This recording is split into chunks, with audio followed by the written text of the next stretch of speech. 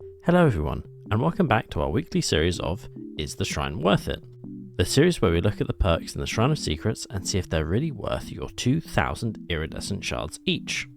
This week we have perks from the Knight, Ellen Ripley, and the Pig. Those perks are Nowhere to Hide, Lucky Star, Chemical Trap, and Surveillance. Let's have a look at the Survivor perks first. Our first perk is Lucky Star. When you hide in a locker, you make no grunts of pain.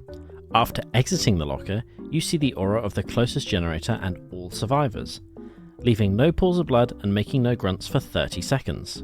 This perk goes on a 30-second cooldown. This is what it looks like in game.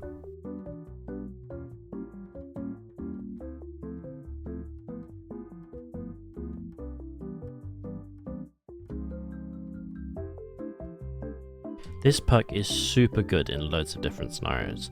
The main positive is that it lets you totally confuse the killer, and once the killer leaves, it gives you loads of information like where the closest gen is and where other survivors are. This perk is licensed, so 100% pick it up, as it's the only way to obtain it other than actually buying the character with real life money. Our second survivor perk is Chemical Trap. Chemical Trap activates after completing a total of 20% worth of progress on generators. While standing next to a dropped pallet, press the active ability button 2 to install a trap, which then stays active for 60 seconds. Affected pallets will be revealed to all survivors by a yellow aura. Only one chemical trap can be active on a pallet.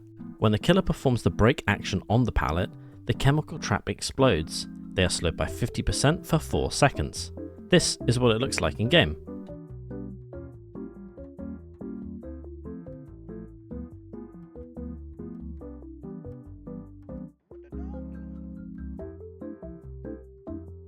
This is quite a useless perk unless you're part of a bully squad and want to annoy a killer, but again, this is from a licensed survivor perk, so even if it's not super strong in game at the moment and needs some buffs, 100% pick it up.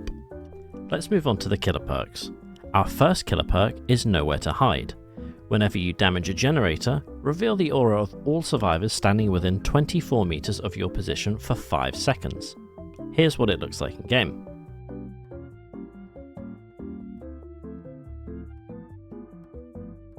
This is a really strong perk. It gives you a lot of information and it actually couples up really nicely with Lethal Pursuer, which extends the duration of aura perks.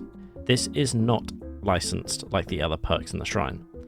To get the best value, I would say buy the Knight and get all of his perks for 4,500 shards.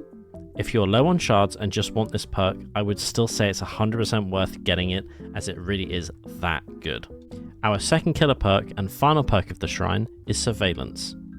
Any regressing generator will be highlighted by a white aura. If the regression is interrupted on a generator, it will be highlighted by a yellow aura for 16 seconds. Noises created by generating repairs are audible for an additional 8 meters. This is what it looks like in game.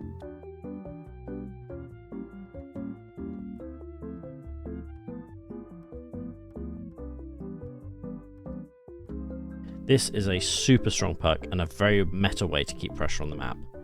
Any character with a teleport will be able to jump to gens that are highlighted in yellow and stop survivors from doing anything. As well as being super strong, it is licensed, so 100% worth picking up, as the only way that you can get it any other way is by paying real money.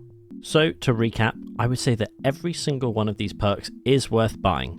If you do have a load of shards, I would say buy the Knight individually because you get 3 perks for 4,500 shards. All the other characters though are licensed, and the only other way you're going to get any of their perks other than buying them in this shrine is by using your real life money. I hope this has been helpful, and I will see you next time for the next shrine. Bye!